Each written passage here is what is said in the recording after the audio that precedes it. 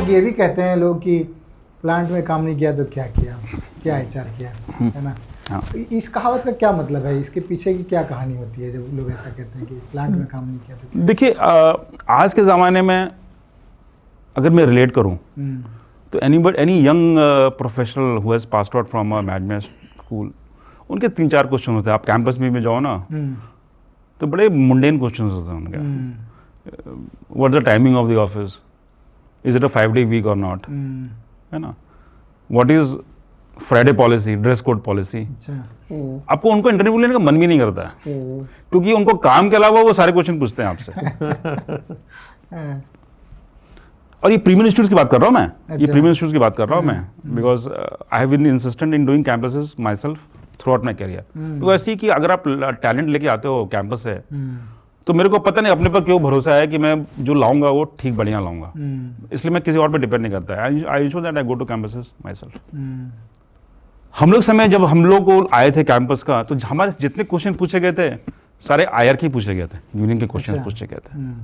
Labour act है, labour में क्या हो सकती है, आईडी एक्ट में, इंडस्ट्रियल डिस्प्यूट एक्ट में क्या हो सकता है, फैक्ट्रीज एक्ट में क्या हो सकता है। आज किसी को वो एक्ट मालूम ही नहीं है।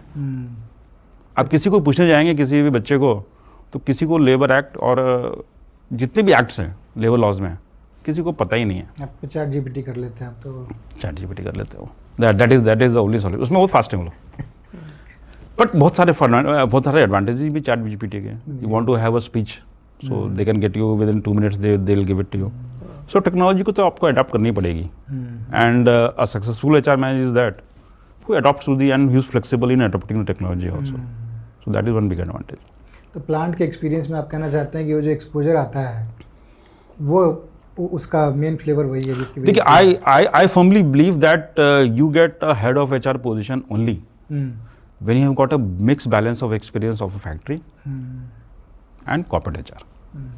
ठीक है, अगर आप सिर्फ कॉर्पोरेट एचआर से आप, अब मैंने अपने एक्सपीरियंस में देखा है, मतलब I don't want to be objective और जजमेंटल ऑन दिस, बट मैंने देखा है कि जिसने फैक्ट्री का स्टेंट नहीं किया है वो कॉर्पोरेट एचआर में ज़्यादा दिन लास्ट नहीं करता है। 1 साल 2 साल ही is successful, but then his performance gradually, because all companies they have got manufacturing facilities and all companies they have got unions in their factories, most of them.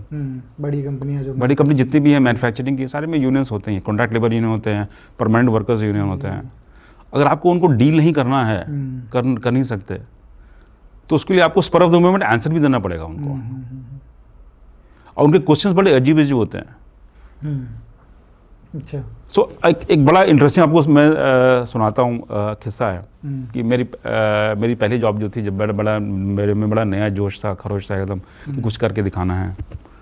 तो ऐसे ही मैं महाराष्ट्र की बात कर रहा हूँ। अच्छा। तो एक दिन हंगामा हो गया, मेरा नाइट शिफ्ट में था, हंगामा हो गया कैफेटेरिया में, कैंटीन में, बहुत बड़ी कैंटीन थी, 3-4 हज़ार लोग खाना खाते थे। रात के करीब बजे होंगे, 11-12 बजे होंगे। समय लैंडलाइन था, मैंने अपने साहब को फोन किया, बॉस को, कि अरे डोंट बॉस, मैं हूँ, आई विल टेक केयर। हाँ, बॉस ने बोला बिल्कुल, you only take care,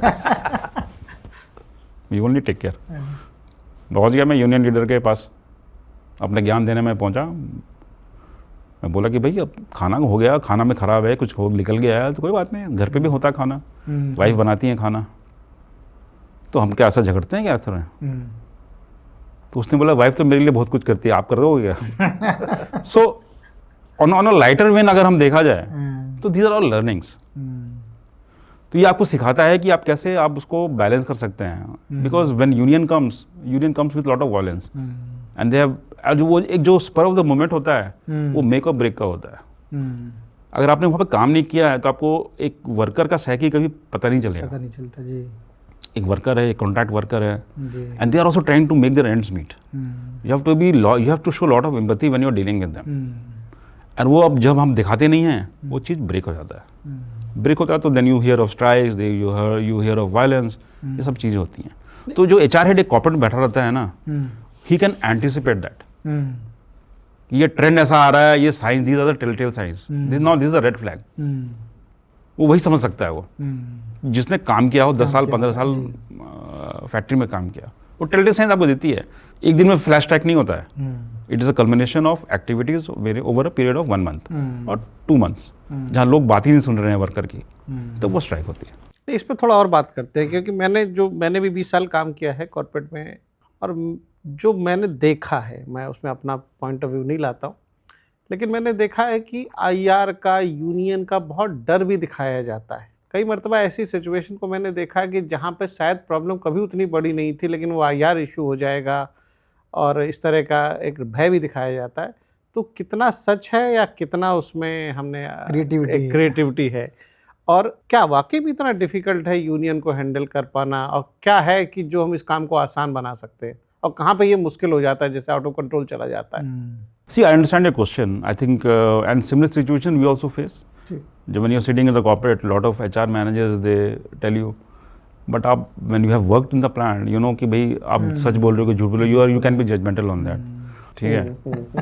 So and you can speak from that confidence actually, because then you have the confidence कि अगर वो नहीं करेगा ना, तो तेरा काम मैं आके करूँगा.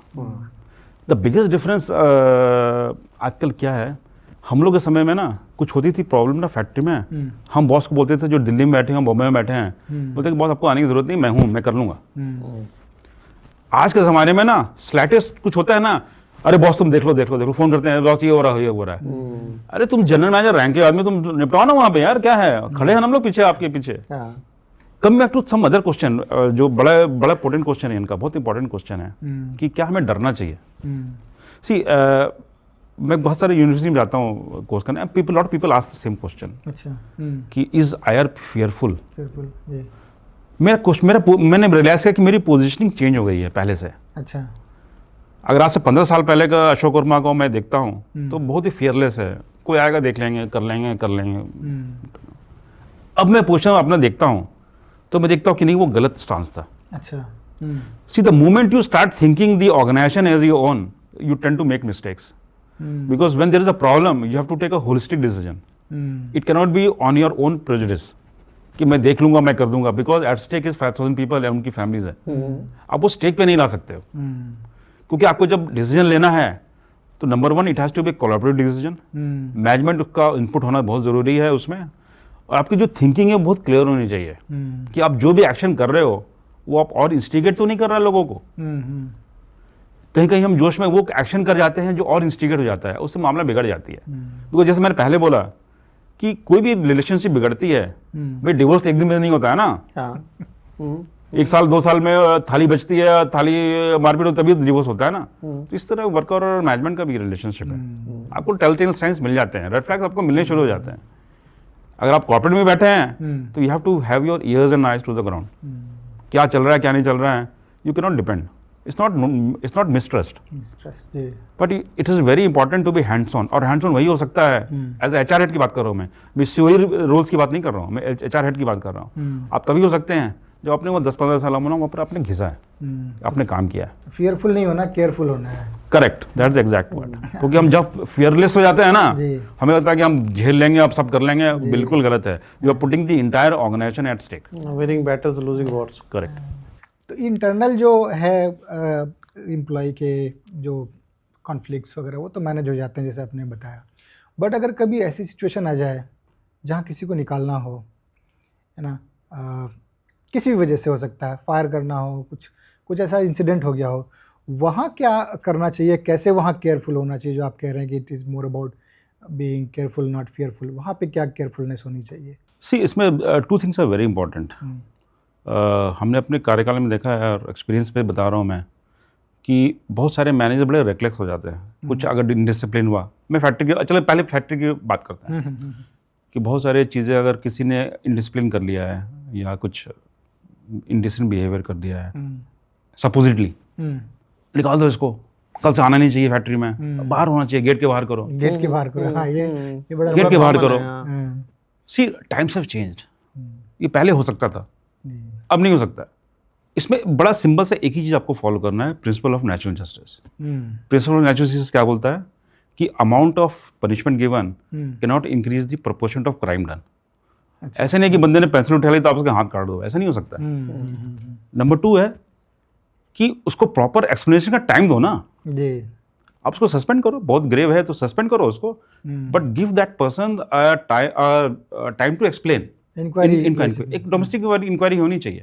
अब उसके बाद एक्शन लो. जी। बहुत लोग हम लोग बहुत सारे केसेस देखे हैं हमने 30 इयर्स में कि रेकलेसली निकाल दिया, अगले दिन आगे वो बैठता है आपके सामने क्योंकि कोर्ट ऑर्डर दे देता है उसको, लेबर कोर्ट, क्योंकि आपने वो प्रिंसिपल नेचुरल जस्टिस आपने अप्लाई नहीं किया है, उसको आपने चांस ही नहीं दिया अपना बात कहने को। ये तो हो गया फैक्ट्री वाली बात। जी। बहुत बार हमने देखा है सेल्स फोर्स को भी जी। हम टर्मिनेट कर देते हैं, हाँ हाँ। इंटीग्रिटी इशू हो गया, वाजिब है, करना चाहिए। वहाँ पे भी same rule applies, you give that, you have a inquiry, you give them opportunity to explain themselves. बहुत सारे मैंने अभी टर्मिनेशन देखे थे, मैं कंपनी का नाम नहीं लेना चाहूँगा, जहाँ पे हेड ने टर्मिनेट कर दिया सेल्स फोर्स को पूरे, अच्छा। है ना। अब बाई चांस मैं उस दिन आ गया था, अब काफ़ी बड़ी मल्टीनेशनल की बात कर रहा हूँ मैं, अच्छा। क्योंकि गलती थी सेल्स फोर्स की, बट मैंने उनको समझाया कि आप ऐसे टर्मिनेट मत करो, because they can go to any court and they can get a reinstatement. वो कल आके आपके सामने बैठेंगे, तो बोले नहीं आई एम द हेड। मैं बोला कि आप हेड हो गए, बट लीगली मुझे एक एक्शन लेने दो, एक मुझे कैविएट फाइल करने दो। ये बहुत लोगों को मालूम नहीं है कैविएट के बारे में। जी हाँ।